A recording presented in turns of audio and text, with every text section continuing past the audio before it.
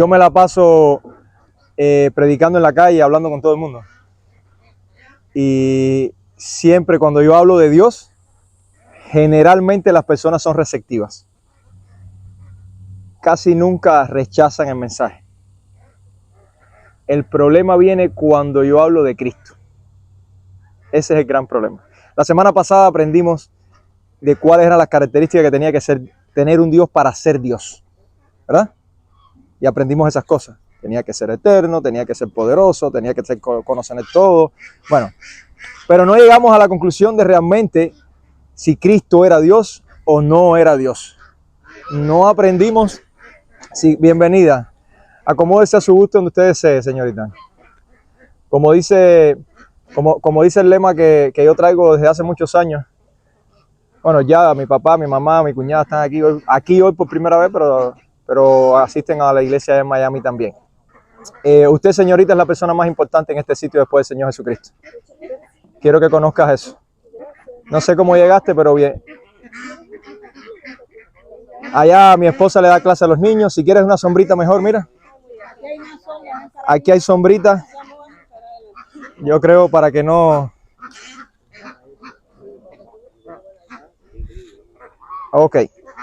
Entonces, el problema es ese. El problema es que cuando tú hablas de Dios, todo el mundo es receptivo. Pero cuando hablas de Cristo, la Biblia dice que contra esa piedra angular chocó todo el mundo.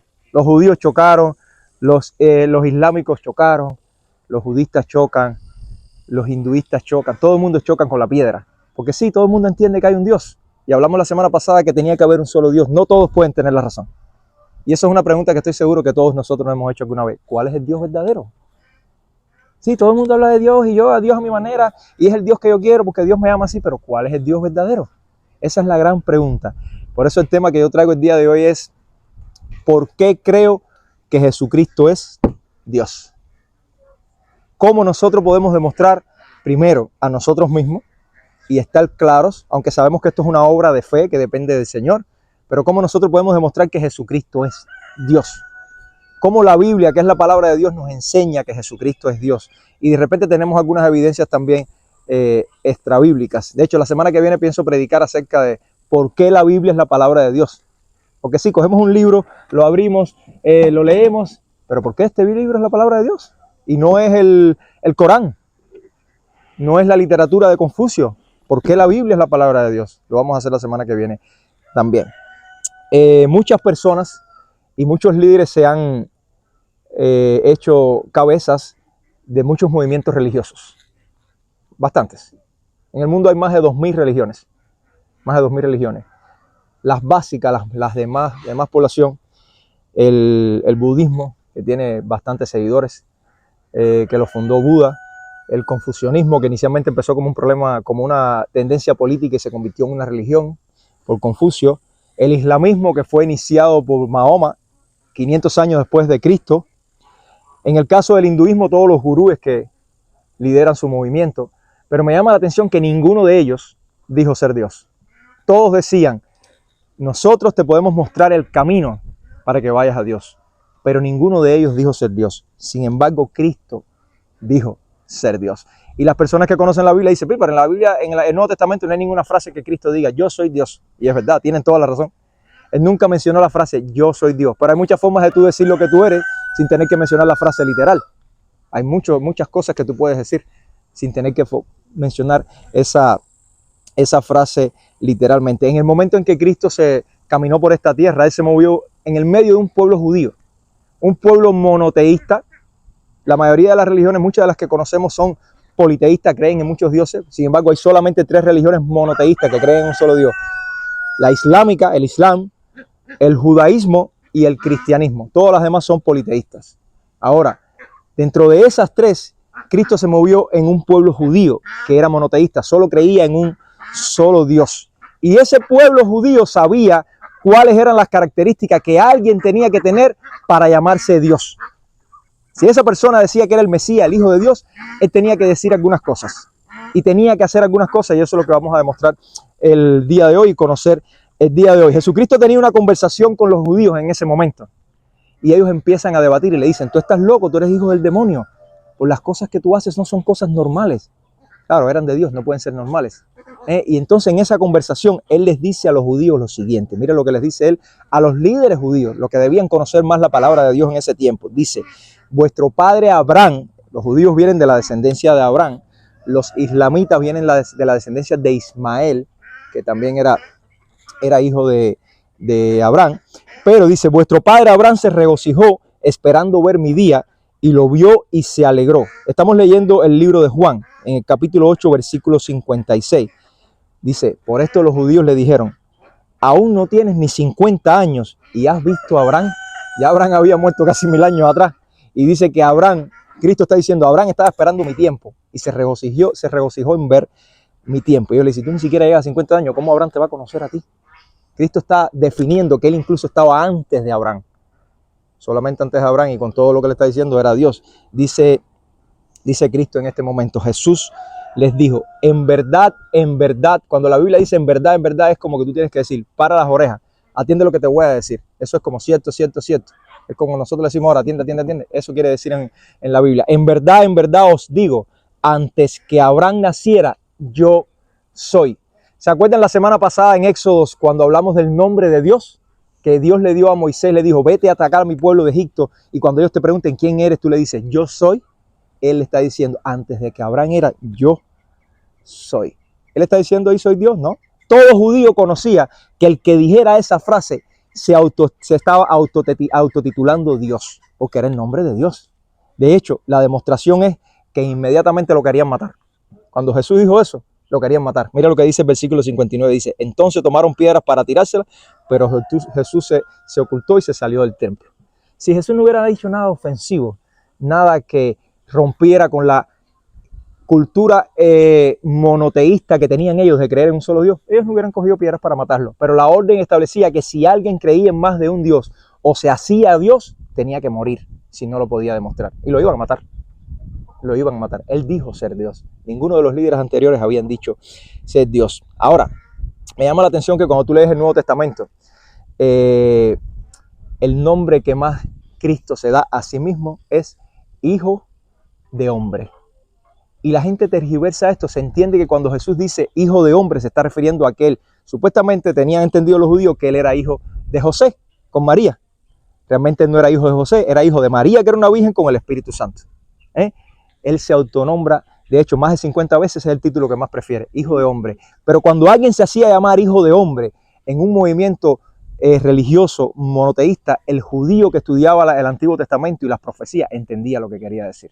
Hijo de hombre no quería decir que era hijo de un humano, quería decir que era el Hijo de Dios. ¿Cómo un judío lo sabía? Daniel hace una de las profecías más grandes del Antiguo Testamento. Y Daniel dice lo siguiente, en el libro de Daniel, el capítulo 7, a partir del versículo 13, dice lo siguiente. Daniel tiene una visión y ve a un anciano de los días, refiriéndose a Dios, en un trono, y ve una cosa hermosa, y después continúa diciendo lo siguiente. Dice, seguí mirando en las visiones nocturnas, y he aquí con las nubes del cielo venía uno como un hijo de hombre, que se dirigió al anciano de días. Alguien que parecía un hombre se dirigió a Dios, es lo que él está viendo, y fue presentado ante él. Llegó ese hijo de hombre, se presentó ante Dios y dice que Dios le dijo, y a ese hijo de hombre le fue dado dominio, gloria y reino para que todos los pueblos, naciones y lenguas le sirvieran. Por tanto, si alguien se paraba años después y decía, yo soy el hijo del hombre, no me estoy refiriendo a que soy hijo de mi papá humano, me estoy refiriendo a lo que dice Daniel en el capítulo 7 de su profecía, de que yo soy el que ustedes están esperando, el que va a venir en una nube. Daniel 7, versículo 13 en adelante. Y dice que ese hijo del hombre, su reino, dice, su dominio es un dominio eterno. ¿Quién más puede ser eterno que no sea Dios? Hablamos de eso la semana anterior. ¿Quién más puede ser eterno que no sea Cristo? Dice, y que nunca pasará y su reino nunca será destruido. Ese es el título que Jesús estaba dando a sí mismo. Y le voy a poner algunos ejemplos. Cuando a Jesús lo reúnen, lo capturan y le hacen el primer juicio nocturno, hablo de lo que dice la Biblia y esto es historia. El que quiera buscar historia fuera de la Biblia lo puede estudiar. Le hacen un juicio, el primer juicio es de noche, que era ilegal en ese tiempo hacer un juicio de noche. Le empiezan a preguntar y él muchas veces se queda callado, ni responde. Solo dice estas cosas. Dice en Mateo 26, versículos 62 al 66 dice lo siguiente. Dice, entonces el sumo sacerdote levantándose le dijo, ¿no respondes nada? Él estaba callado. Y hoy en día nosotros, cuando alguien nos agrede, somos una dinamita, explotamos de nada. Y Jesús, que estaba siendo inculpado por gusto, porque no había cometido ningún delito, él estaba callado. Dice, no respondes nada, ¿qué testifican estos contra ti? Mas Jesús callaba. Y el sumo sacerdote le dijo, te conjuro por Dios viviente, por el Dios viviente, que nos digas si tú eres el Cristo. Le está preguntando, ¿tú eres el Cristo? ¿El Mesías que estamos esperando? ¿El Hijo de Dios? Jesús le dijo, tú mismo lo has dicho. Eso no está diciendo yo soy Dios, diciendo no, eso lo dijiste tú. Tú mismo lo has dicho. Sin embargo, miren aquí, os digo que desde ahora veréis al Hijo del Hombre sentado a la diestra del poder del Padre, viniendo sobre las nubes del cielo. ¿De quién hablaba Daniel? De alguien que era Hijo de Hombre, que se iba a presentar y iba a venir sobre las nubes. Y Jesús está diciendo, a partir de ahora vas a ver al Hijo del Hombre señalándose sentado sobre las nubes y viniendo del cielo. Hacía falta que él mismo dijera, yo soy Dios, ¿para qué más? El judío que conoce la palabra de Dios entendía lo que estaba hablando Jesús. Dice, fíjense si ellos entendían, que mire lo que pasó después. ¿Qué necesidad tenemos de más testigos? Ha blasfemado, dice el sacerdote. Ha dicho que es Dios. Ha blasfemado. He aquí ahora mismo habéis oído la blasfemia. ¿Qué os parece esto? Ellos respondieron y dijeron, eso merece muerte. Lo mandaron a matar. Él dijo que era, yo soy Dios. No. Ellos conocían, cuando alguien se proclamaba Dios, lo que tenían que conocer. Jesús dijo ser Dios. Ningún otro líder religioso en la historia de la humanidad ha dicho ser Dios. A cada rato aparece un loco. Recién hace poco salió alguien que se tituló el Nuevo Cristo. No sé si fue, ¿en qué país era? En la India, por allá. Y el hombre siguió un movimiento como por 3 o 5 años. Al final el hombre preso, terminó preso. Pero a Cristo no le pasó eso, porque nadie pudo decir que el hombre había cometido delito. Nadie pudo decir que el hombre había. Las últimas palabras de Buda fueron las siguientes. Miren, comparando con unos líderes. Los Budas solo señalan el camino. Trabajen con diligencia por vuestra salvación. ¿Está diciendo él que es Dios? No es Dios. Si tú no dices ser Dios, yo a ti no te sigo. Dice, los hinduistas dicen, ustedes deben llegar a percatarse de ser Dios. Usted sabe que el hinduista cree que todos somos Dios. Y que en algún momento de tu vida tú, a través de la meditación, a través del yoga y a través de todas esas cosas, tú tienes que llegar al conocimiento de que tú eres Dios. Ven acá. Dios es omnisciente. ¿Tú crees que si tú fueras Dios, tú no supieras desde el principio que tú eres Dios? ¿O tú tienes que llegar a entender que tú eres Dios? Dios es Dios. A Dios no le hace falta entender que tú eres Dios. Que Él es Dios. Dios siempre ha sabido que Él es Dios. Y Mahoma solo dijo ser un profeta. Un profeta que supuestamente fue el más grande de su tiempo. Pero ni siquiera estuvo a los talones de Jesús. De hecho, Mahoma dice, sigan a Jesús también. Y las enseñanzas de Jesús. Ahora, una cosa es que tú digas, yo soy el presidente de la República, y otra cosa es que las personas que te rodean crean que tú eres el presidente de la República. Si ahora a mí me da la gana de decir que yo soy el dueño de esto aquí, ustedes no me van a creer. Yo no puedo proclamar presidente de un país si las personas que me rodean no están de acuerdo con lo que yo estoy diciendo. Una cosa es que Cristo diga, yo soy Dios, y otra cosa es que las personas que lo rodean, que eran un grupo de judíos monoteístas, que sabían que decir que era Dios le costaba la cabeza, dijeran que Él es Dios. Y miren lo que pasa después. En el capítulo 1 de Juan, en el primer versículo del libro de Juan, miren lo que dice Juan, así empieza Juan, dice lo siguiente. En el principio el verbo, la palabra verbo quiere decir logo, refiriéndose a la palabra literalmente, que era como le llamaban a Jesucristo. En el principio el verbo, existía el verbo, y el verbo estaba con Dios, y el verbo era Dios. Un judío monoteísta, que sabía que le podía costar la vida, estaba afirmando en el principio de su evangelio que Cristo era Dios. Dice, él estaba él empieza a dar evidencia. Él dice, y él estaba en el principio con Dios. Todas las cosas fueron hechas por medio de él. ¿De quién? De Cristo. Y sin él, nada de lo que ha sido hecho fue hecho. En él estaba la vida era la luz de los hombres, y la luz brilla en las tinieblas, y las tinieblas no le comprendieron. No le entendieron a Jesús. Y Juan está explicando, un judío monoteísta que creía firmemente, él está explicando que lo que él había vivido y lo que él había visto con sus propios ojos, porque él fue el único que estuvo en la crucifixión, de lo cual vamos a hablar al final, era Dios. Era Dios. Pero más que esto, una cosa es que una persona que te conozca pueda decir eso, pero una persona que no te conoce y que Jesús encontró un día en el camino, una mujer samaritana. Los samaritanos eran un pueblo odiado por los judíos. Y Jesús se para en un pozo, se sienta con ella y empieza a conversar. Le dice algunas cosas y ella entiende que Dios, que Cristo era Dios. Imagínate esa mujer que ni lo conocía. Cuando Jesús le dice las cosas, ella entiende y sale corriendo a Samaria a decir el mensaje que ella había escuchado. Una mujer que ni lo conocía. Y miren lo que dice la gente en Samaria cuando escuchan el mensaje que ella les está diciendo. Le dice lo siguiente: y decían a la mujer que les había contado, ya no creemos por lo que tú has dicho. ¿Cuántas veces nos pasa a nosotros? Escucho lo que dice Yodani, escucho lo que dice fulano y creo que lo que dice es verdad, pero ellos decían, no, ya tú nos contaste y nosotros entendimos el mensaje, pero ya no creemos por lo que tú has dicho. Miren por qué creen ella. Dice, porque ahora nosotros mismos lo hemos oído y sabemos que en verdad Él, hablando de Jesucristo, es el Salvador del mundo. Una mujer que era samaritana, enemiga de los judíos, enemiga totalmente de los judíos. Decía, Él es el Salvador. De hecho, en todo el Antiguo Testamento, uno de los títulos que Dios se dio a sí mismo era el Salvador. Había salvado a Israel, los había llevado a una tierra prometida, había salvado a su pueblo de tantas cosas, los llevó a un destierro y los salvó de nuevo. Él es el Salvador. Ahora, y el Nuevo Testamento está plagado de frases donde dice que Cristo es el Salvador. Cuando usted lee todo el Nuevo Testamento, de lo cual no tenemos tiempo ahora de leer, se da cuenta de que está lleno de frases donde señalan a Cristo como el Salvador. Miren lo que dice Juan en el capítulo 20. Dice, 8 días después, fíjense lo que dice, otro judío monoteísta que sabía que le podía costar. Esto ocurre después que Jesucristo resucita. Dice, 8 días después, sus discípulos estaban otra vez dentro, en una habitación. Y Tomás, que no había estado antes con ellos, les dice, y estando las puertas cerradas, Jesús vino. Jesús atravesó las paredes y vino y se apareció en la habitación. Y se puso en medio de ellos y le dijo, paz a vosotros. Y luego le dijo a Tomás, acerca aquí tu dedo. Dile, Roberto, ¿se puede parar para acá? Ah, no, ya va para allá. Tranquilo. Entonces le dijo, y luego dijo a Tomás, acerca aquí tu dedo y mira mis manos, extiende aquí tu mano y métela en mi costado. No seas incrédulo, sino creyente, le está diciendo Jesús a Tomás.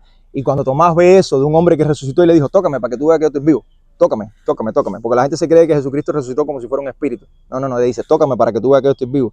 ¿Qué dice Tomás? Un judío que no creía, había caminado con Jesús 3 años y todavía no creía. Y le dice al final, Señor mío y Dios mío. ¿Cómo alguien que sabe que le puede costar la vida va a proclamar que Cristo era Dios de esa manera? Si no fuera realmente porque estaba convencido de lo que estaba diciendo. ¿Cuántos de nosotros somos capaces de proclamar a Cristo aunque nos cueste la vida? Ustedes saben que la persecución al cristianismo está avanzando cada día. En España, en gran parte de Europa. No estamos hablando de los países islámicos donde te cortan la cabeza nada más por hablar de Cristo. Tú vas a Turquía, por ejemplo, de turismo y tú no puedes predicar como hacemos aquí en Estados Unidos. No lo puedes hacer. Sin embargo, aquí está viniendo esto. Ustedes saben que hay escuelas que las han cerrado y campamentos de niños cristianos que los han cerrado porque no han querido aceptar ideología de género en esos lugares. Por ser cristianos los cierran, por defender lo que dice la palabra de Dios. ¿Cuántos de nosotros estamos dispuestos a morir por Cristo? ¿Cuántos estamos? Muchos no estamos. No estamos ni siquiera preparados para que alguien nos diga, ay, tú estás loco con toda esa religión que tú crees, porque no los dice. Ni siquiera estamos preparados para eso. Y ustedes saben cuál es el objetivo de este libro de Juan que empezamos a leer. Miren lo que dice Juan, cuál es el objetivo del libro todo. El libro tiene muchas enseñanzas, hay muchas señales, hay muchos milagros que usted puede ver que Jesús hizo, desde el convertir el agua en vino hasta resucitar y todas personas y eso. Pero miren el objetivo final del libro, en el capítulo 20 dice, y muchas otras señales hizo también Jesús en presencia de los judíos. Hizo muchas cosas, él no usa la palabra milagro. En el libro de Juan se utiliza la palabra señales, que no están escritas en este libro, pero estas se han escrito, miren el objetivo del libro para todos nosotros, estas se han escrito para que creáis que Jesús es el Cristo, el Hijo de Dios, y para que al creer tengáis vida en su nombre. Fíjense cuál es el objetivo del libro, que todos entendamos y creamos que Cristo es Dios. ¿Cristo dice que Él es Dios? No dijo la palabra, pero se autotituló el Hijo del Hombre, lo que significaba Dios. Los discípulos de Él, incluso las personas que no lo conocían, decían que era Dios. Pero una cosa es que yo diga que soy Dios, otra cosa es que ustedes me conocen y digan Él es Dios, y otra cosa es que yo lo demuestre. Porque a cuántos locos nos salen todos los días que dicen ser algo y no pueden demostrar lo que ellos son. Hay muchos locos que salen a diario y no pueden demostrar lo que ellos son. ¿Cómo Cristo demostró que Él era Dios? Con las obras que hizo. Los milagros, de los cuales no los voy a mencionar. Le mencioné uno ahorita. ¿Quién convierte esa botella de agua y le dice vino? No a través de un proceso químico echando productos y mezclando. Agua, vino, sin orar, sin hacer nada. Vino. ¿Quién es capaz de devolverle la vista a un ciego de nacimiento? Cristo lo hizo. El que hiciera eso en el Antiguo Testamento era dicho que el que hiciera eso era Dios. Y Cristo le devolvió la vista a un ciego. Por eso querían matar al ciego. Al ciego, a uno de los ciegos que Jesús le devolvió la vista, lo querían matar, porque el Antiguo Testamento dice, si alguien le devuelve la vista a un ciego, ellos tenían esa cultura, a un ciego de nacimiento, esa persona tiene que ser Dios, eso nadie lo puede hacer. ¿Quién le devolvía el oído a un sordo de nacimiento? No se había hecho, nunca había ocurrido, Cristo lo hizo. ¿Quién levantó un paralítico y le dijo, no solo eso, tus pecados te son perdonados? ¿Quién era capaz de perdonar pecados? Si no solo Dios, ellos mismos lo dijeron, este está blasfemando, está perdonando pecados, eso no lo puede hacer él, eso solo le corresponde a Dios. ¿Quién resucitó de los muertos? Cristo resucitó de los muertos. Cristo resucitó de los muertos. Pero una cosa es resucitar de los muertos y otra cosa es vivir después que tú te resucitas de los muertos y no morir más. Porque muchas personas, Cristo resucitó de los muertos. Pablo resucitó personas de los muertos. En el Antiguo Testamento, un muerto tocó los huesos de Elías, del profeta Elías, y el muerto resucitó. Pero esas personas todas murieron de nuevo. Y Cristo no murió. Cristo fue a la derecha del Padre. Ascendió a la diestra del Padre. Y lo otro que hizo Cristo fue cumplir las profecías. Esto es una de las cosas que más me llama la atención a mí. En el Antiguo Testamento hay más de 300 profecías respecto al Mesías, al Dios que venía. Más de 300 profecías que se debían cumplir. Miren este cálculo nada más. Para que alguien cumpliera solamente 16 de esas profecías, esto equivale a una probabilidad de 1 en 10 a la 45. Imagínense un 10 con 45 ceros y que te toca a ti esa probabilidad. Cumplir nada más 16 de ellas. Cumplir 48 de ellas es 1 en 10 a la 157. O sea, la probabilidad de 1 con un 10 en 157 ceros. Esa es la probabilidad de que ocurriera eso. ¿Qué probabilidad hay de que yo me pare aquí y diga que de aquí a 20 años en este lugar va a haber parado en este mismo sitio que yo un hombre rubio de ojos azules? Un día tal específico va a ocurrir eso. Imagínense que Cristo cumplió las 300 profecías, las cumplió 300. Pero voy a leer esta nota de este autor que dice, la improbabilidad lógica no es lo que elimina la teoría. O sea, eso que tú dices, bueno, es verdad que es casi imposible, pero él dice, ni siquiera el número que yo les estoy dando es lo que elimina la teoría de que Cristo era Dios, dice, sino la imposibilidad moral de que un Dios todopoderoso y omnisciente, que todo lo sabe, deje que las cosas se descontrolen al punto que todos sus planes para el cumplimiento de las profecías sean arruinadas, porque sucedió que alguien estuvo en el lugar justo en el momento justo. Es como decir, qué casualidad, apareció la persona en el lugar justo, en el momento justo y cumplió todo lo que Dios dijo. ¿Tú crees que Dios va a dejar que eso ocurra?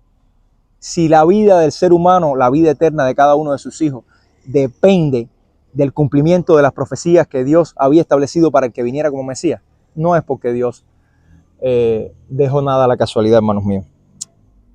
Pero hay más. La vida de Cristo milagrosa, esos milagros y esas obras que hizo, fue sin pecado. ¿Quién de nosotros no peca en 24 horas? Sin pecado. O sea, hacer milagros, pero además ser perfecto, ya eso es otra cosa. Mahoma no era perfecto. De hecho, Mahoma atacaba las caravanas que salían de la Meca y entraban a la Meca. Buda no dijo ser perfecto. Confucio no dijo, ningún líder religioso dijo ser perfecto y sin pecado. Cristo dijo sin pecado. Pero no solo él. Miren lo que dice en Lucas 4, en el libro de Lucas, cuando Cristo lo llevan después al juicio delante de Poncio Pilato. Miren lo que dice Poncio Pilato.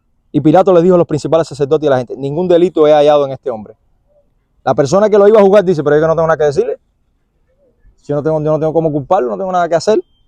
Pero más adelante, cuando sale la imagen de Cristo en la cruz y al lado hay un malhechor y al otro lado los que le dicen mal llamados ladrones porque se creían que eran como revolucionarios en contra, los únicos que crucificaban eran los que hacían revolución en contra del gobierno romano. Uno de ellos dice lo siguiente, una persona que era un malvado también, dice lo siguiente, nosotros a la verdad justamente padecemos esto porque recibimos lo que merecieron nuestros hechos, mas hablando de Cristo, ningún mal hizo. Ningún mal hizo. Dice, el centurión romano que estaba, Cristo crucificado, pasa lo que pasa, se nubla el cielo, truena, llueve, se estremece la tierra. Miren lo que dice el centurión romano, una persona que para nada tenía por qué creer en Cristo. Dice, cuando el centurión romano vio lo que había acontecido, dio gloria a Dios diciendo, verdaderamente este hombre es justo. verdaderamente este hombre era justo. Oye, las personas que ni siquiera lo conocían y que debían condenarlo, decían, ese hombre no tiene nada de pecado. O sea, hace milagros, pero además no tiene pecado, no hay cómo culparlo. Pero otra cosa es lo siguiente, una cosa es que las personas que no te conozcan, ¿cuántas personas quizás me conocen a mí, a ti? ¿Sabes qué buena persona es Gladys? Qué buena persona. Pero ¿qué dicen los que están cerca de ti? Esa es la pregunta del milenio. ¿Qué dice tu esposa, qué dice tu esposo de ti? Que te conoce de verdad en lo íntimo, que te conoce ahí. ¿Qué dijeron los discípulos de Jesús que caminaron con él 3 años? 3 años, día y noche. En ese tiempo la escuela no era, manda a los muchachos para la escuela y por la noche vienen para la casa. No. Los discípulos tenían que ser transformados a la imagen de Cristo. Por eso la Biblia nos enseña que nosotros tenemos que ser transformados a la imagen de Cristo. Tenemos que vivir con Cristo todos los días. Bueno, esos discípulos se iban con Cristo para su casa. No tenía casa para donde él estuviera. Se iba, era el día entero, 24/7, con Cristo caminando. ¿Tendría la oportunidad de conocerlo? Por lo menos sus acciones podían conocer. Mira lo que dice Pedro en su primera carta, el capítulo 1 dice, sino que fuimos sido salvados nosotros con sangre preciosa, como de un cordero sin tacha, sin mancha, la sangre de Cristo. Como un cordero perfecto, alguien perfecto. Ese era Cristo, dice, eso no tiene más, nosotros no pudimos ver nada en él. En 3 años que caminamos con él no pudimos ver nada, absolutamente nada. Y en su segunda carta, el capítulo 2 dice lo siguiente, el cual no cometió pecado ni engaño alguno, se halló en su boca. Una persona que lo conocía, Pedro, que estaba constantemente con Cristo. De hecho, cuando fueron a la transfiguración de Cristo, Pedro fue uno de los que estuvo ahí. Sobre esta roca fundaré mi iglesia. Se le dio la tarea a Pedro. Pedro dijo claramente, nunca, no le pude conocer ni un pecado. Milagroso, él dijo ser Dios. Los discípulos dijeron que era Dios. Hizo milagros que nadie hacía, pero además los milagros los hacía perfectos, en su perfección y sin pecado. Nadie le podía, de hecho Jesús mismo le dice, ¿quién de ustedes me puede decir que yo he pecado? Nadie se lo podía demostrar. ¿Seremos nosotros capaces de decir eso a alguien? Al que vive al lado tuyo, porque a lo mejor lo puedes decir en tu trabajo a las personas que te conocen y te ven por el día, pero ya no más. Pero si eres capaz de decírselo a tus hijos, a tu esposo, a tu amigo, a la persona que más te conoce. Pero voy a hablar del milagro más sorprendente. Mételo para el camión, negro. Mira, mételo para el camión. O en la cava, negro. Mételo en la cava, por favor. Sí. O en el camión, no sé. El camión está abierto. Déjame, lo voy a abrir. Entonces, el milagro más sorprendente. Mira, les voy a decir algo. Si usted se muere hoy y tú resucitas, estate seguro que yo te voy a escuchar todo lo que tenga que decirme. Si tú vienes de los muertos, de hecho, nosotros cogemos en el hospital, reanimamos a alguien y cuando esa persona viene y regresa y pasan los días, yo quiero conversar con ella. Cuéntame cómo te fue, cómo te sientes. ¿Tuviste algo? ¿Tuviste? Y si esa persona me hace una historia, que muchas personas hacen historia que han visto luces al final del túnel, entonces, ¿cómo nos quedamos nosotros así? Nos quedamos así. Y esa persona no resucitó, esa persona fue reanimada. Ese corazón nunca se paró totalmente, ese cerebro nunca se murió totalmente. Y nosotros nos quedamos así, con la boca abierta. Si usted resucita de los muertos, al tercer día, usted puede estar seguro que lo que usted diga, yo lo voy a escuchar. Al menos te voy a dar el beneficio de la duda. Al menos te voy a dar el beneficio de la duda. Y Cristo resucitó de los muertos, murió por ti. Porque esa es la parte que no queremos entender. Nos basamos, ay, resucitó, murió por ti, porque no lo merecía, ya demostré que era perfecto. Y Dios dice que yo lo mandé para que muriera por ti. Cuando tú lees Isaías 53, que lo leímos la semana anterior, lo voy a leer de nuevo, dice, ciertamente Él llevó nuestras enfermedades, tus problemas los llevó y cargó tus dolores. Con todo, nosotros lo tuvimos por azotado. Se quedaron mirando ahí como lo estaban azotando. Por herido de Dios y afligido. Él fue herido por tus transgresiones. Lo voy a tratar de personalizar en segunda persona. Lo voy a hacer en segunda persona. Mas Él fue herido por tus transgresiones, molido por tus iniquidades, por la tuya, por la de cada uno de nosotros. El castigo por tu paz cayó sobre Él. Por sus heridas tú has sido sanado, las tuyas han sido sanadas. Tú te descarriaste como oveja. Lo voy a personalizar para que lo entendamos cada uno de nosotros. Tú te apartaste por tu camino, pero el Señor hizo que cayera sobre Cristo, sobre Él, la iniquidad de todos nosotros. Fue oprimido y afligido, pero no abrió su boca. Recuerden cuando a Cristo lo estaban injuriando y Él no habló. Él no habló. Y esto lo dijo Isaías 750 años antes de Cristo, y Cristo no habló. Como cordero que es llevado al matadero. Usted coge un chivo de esto, lo que hay por aquí, corta el cuello a ver si habla. ¿Tú has matado chivo? ¿O has visto cómo lo matan en el llano? ¿Nunca lo has visto cómo lo degüellan? Tú sí. Tú coges el chivo, lo coges, él no habla, el chivo no dice nada. Tranquilito. Lo más que puede, ya. Así fue Cristo, dice que fue llevado como oveja ante sus trasquiladores, que permanece muda, no abrió él su boca. Miren cuántas cosas hizo Cristo por ti. Una predicción que se hizo 750 años, Cristo la cumplió todo y las personas no quieren creer. No quieren creer. De hecho, los judíos muchos no creyeron. Pero mira lo que dice desde el Antiguo Testamento, en el versículo 12 de Isaías 53, mira lo que dice Dios. Dice, por tanto, yo le daré, por hacer eso que es lo que mandamos que hiciera, yo le daré parte con los grandes y con los fuertes repartirá después. Ven acá, si él está diciendo que alguien va a morir, ¿cómo le va a dar parte con los grandes y con los ricos? Si esa persona va a morir, ¿por qué Dios lo va a levantar? Es lo que está diciendo Isaías. Esa persona va a morir por ustedes, por todo, pero Dios lo va a resucitar y va a tener despojo. Despojo quiere decir cuando iban a la guerra, vencían y recogían todo y se lo llevaban para su casa. ¿Cómo se llama? El botín de guerra. Ese es el despojo. Pero el Salmo 16, que es un salmo mesiánico de David, dice lo siguiente, hablando de Jesús, dice, pero tú, hablándole, dice, Dios, no abandonarás mi alma en el Seol, ni permitirás a tus santos ver corrupción, ver muerte. Sí, Cristo murió, pero el tercer día resucitó. El Antiguo Testamento decía que el que viniera y dijera que era Dios, iba a morir. ¿Iba a qué? A resucitar. Y Cristo lo demostró. Resucitó. Cristo mismo predijo que iba a resucitar en Marcos 8. Mira lo que dice Cristo. Y comenzó a señalarle que, ¿cuál es el nombre que les enseñé que más le gustaba a Cristo? El Hijo del Hombre. Mira lo que dice Cristo. Dice, y comenzó a enseñarles que el Hijo del Hombre debía padecer muchas cosas y ser rechazado por los ancianos. ¿Qué pasó con como lo golpearon? Por los principales sacerdotes y escribas, y ser muerto y después del tercer día resucitar.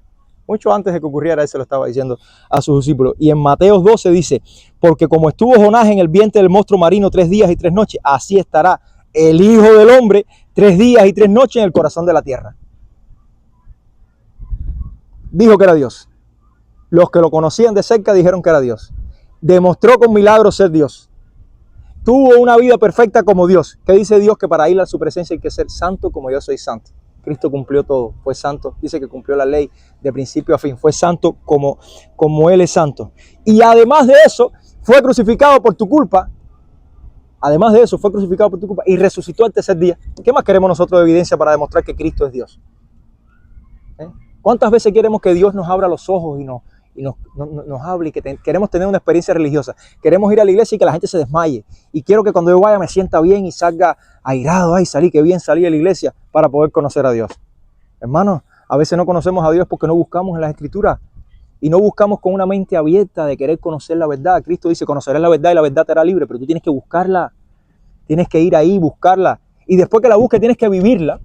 Porque todo allá, hay mucha gente que hoy día sí. Yo le pregunto a la gente, ¿tú crees? Mira, se va a comer, ay Dios mío, esa chiva va a fumarse una...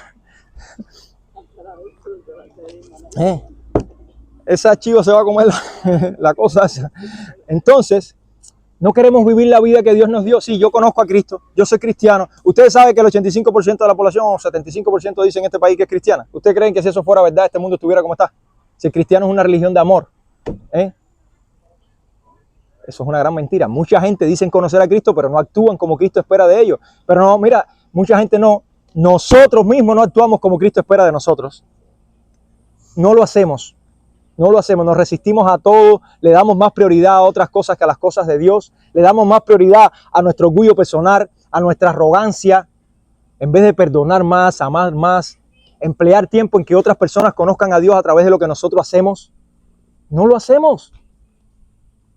Y Cristo fue perfecto. Pero ustedes quieren, bueno, sí, resucitó. ¿Y quién lo vio? Si nadie lo vio, que nadie lo vio. Miren lo que dice, no lo voy a leer todos los pasajes, no lo voy a leer. Pero miren quién los vio. Miren quién vio a Cristo. Dicho sea de paso. Dicho sea de paso. Hay más evidencia del Nuevo Testamento que de cualquier libro antiguo. Eso lo vamos a hablar la próxima semana. Mucha más evidencia. Por tanto, lo que les estoy leyendo es confiable de personas que lo leyeron. Porque hay gente que dice, esto es un libro de cuentos, historias que se cuentan de hace más de 2000 años. Hay más evidencia de esto, lo que la gente no quiere creer, que de cualquier otro libro. Miren cuántas personas vieron a Jesús resucitado. En Juan 20:11, María Magdalena, la primera que llegó a la tumba vacía. Una tumba que se quedó vacía y que hasta el día de hoy sigue vacía. Vaya a la tumba de Mahoma que está ahí. Vaya a la tumba de Buda que está ahí. La de Cristo está vacía porque resucitó.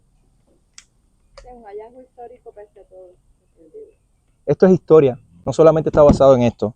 Otras mujeres fueron con María. Dice Mateo 28, del 9 al 10.